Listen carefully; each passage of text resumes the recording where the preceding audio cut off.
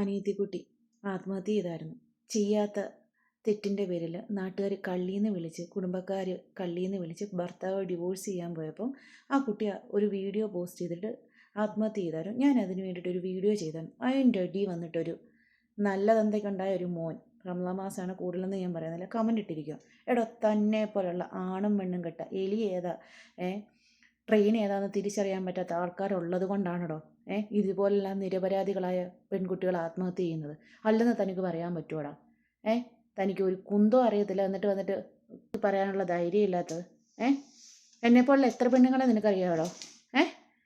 പിന്നെ അവളെന്തിനാ ആത്മഹത്യ ചെയ്തേ നിനക്കറിയാമോ? വല്ലവരും വീഡിയോ ചെയ്ത് അതിൻ്റെ അടി വന്നിട്ട് ഇങ്ങനെ കമൻറ്റ് ഇടാൻ ഇങ്ങനെ കുറച്ച് നല്ല അച്ഛനെ ജനിച്ച കുറച്ച് മക്കൾ വരുന്നുണ്ട്. ഇനിയൊന്നും പറഞ്ഞിട്ട് കാര്യമില്ല.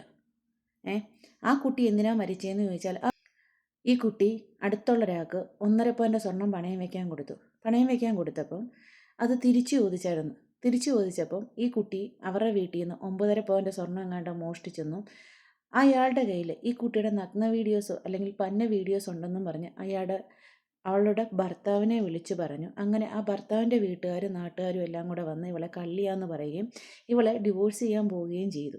അതിൻ്റെ വിഷമത്തിലാണ് ആ കുട്ടി ഒരു വീഡിയോ പോസ്റ്റ് ചെയ്തായിരുന്നു.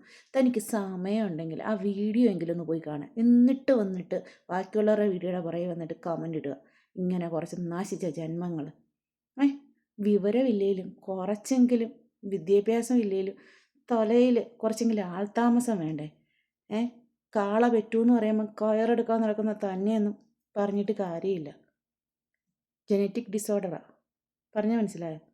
അത് തൂത്താലോ മായ്ച്ചാലോ കേട്ടാലോ മാറത്തില്ലെന്നേ. അത് ജനിച്ചപ്പോഴേ ഇങ്ങനെ ആയിപ്പോയി, എന്നാ ചെയ്യാനാ?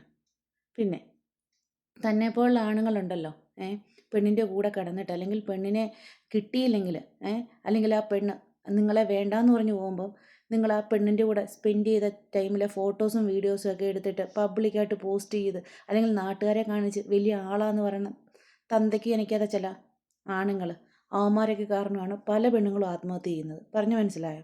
അല്ലാതെ ഞങ്ങളെപ്പോലുള്ള പെണ്ണുങ്ങളെ കൊണ്ടല്ല കേട്ടോ. ഇങ്ങനെ ഇറങ്ങിയിരിക്കുന്നു. കുറച്ച് ഒന്നും പറയുന്നില്ല, റമദാൻ മാസമായി.